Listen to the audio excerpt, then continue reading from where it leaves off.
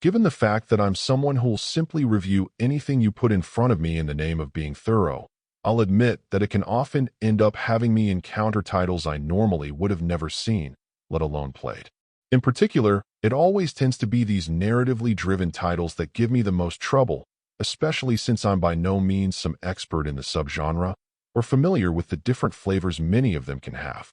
That said, if you're like me and just curious about what's out there, perhaps that's something I can at least help with.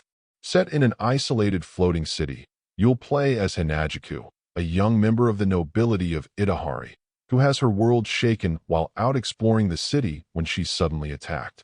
Thankfully, a man named Yushiro is able to save her life, but in the process ends up losing his memories. What follows is a mix of romantic beats, as you'll have the option of getting involved with a number of different players, and the slow discovery on Hanajika's part that the world she thought she knew has been nothing but a lie. This mix of intrigue and the ability to find love, while wrapped up in everything, is the major selling point of the experience, and there are hours of content to enjoy, especially if you choose to go back and try seeing what would happen if you were to choose a different love interest.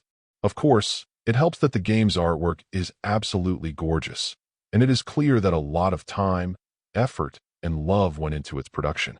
Having played so many visual novels of various kinds over the years, I've seen so many that have settled for a truly minimum effort when it comes to presentation. So this production by comparison absolutely stands out.